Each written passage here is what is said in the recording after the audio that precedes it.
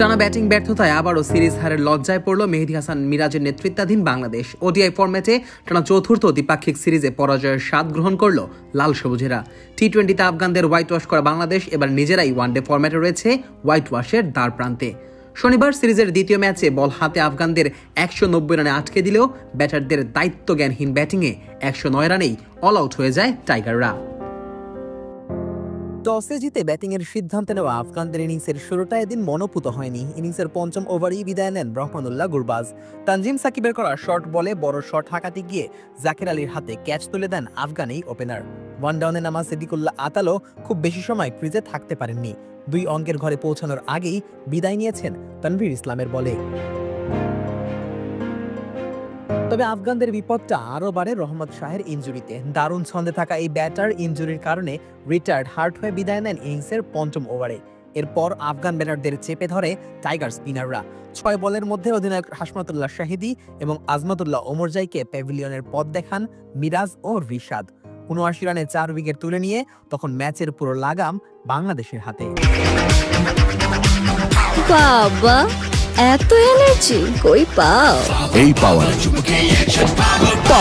চুমুকে action. যদিও তখনও opener Ibrahim Zadran ক্রিজে টিকে ছিলেন, তবে এক প্রান্ত আগলে রাখলেও তাকে সঙ্গ দেওয়ার কাজটা করতে পারেননি কেউই। মোহাম্মদ নাবি 30 বলে 22 রানের ইনিংস খেলে জাদরানকে কিছুটা সঙ্গ দেওয়ার চেষ্টা করলেও তানজিম সাকিবের পাতা ফাঁদে মিরাজের হাতে ক্যাচ তুলে বিদায় নিয়েছেন। যদিও এত কিছু সত্ত্বেও জাদরান ছিলেন অবিচল। শেষ পর্যন্ত শতক থেকে মাত্র 5 রান দূরে থাকা জাদরান প্যাভিলিয়নের পথ ধরেন মিরাজের শিকার হয়ে। শেষ দিকে আল্লাহ মোহাম্মদ গাজানফার 22 রানের ক্যামিও ইনিংস খেললেও দলকে 200 কোটা পেরোতে পারেননি।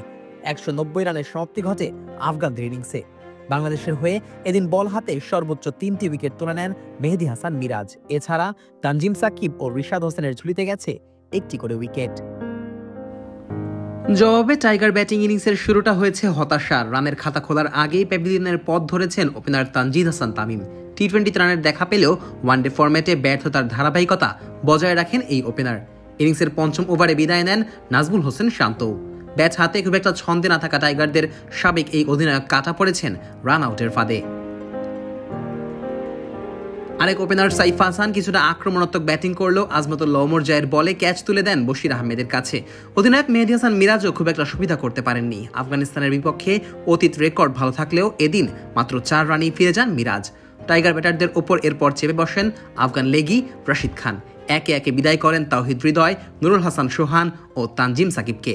জাকের আলীও কাটা পড়েন নানগেলিয়া খারটের বলে। 100 রানের আগেই ম্যাচ থেকে ছিটকে পড়ে বাংলাদেশ।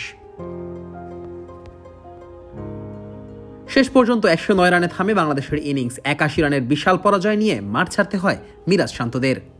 Najmus Sakib, on field.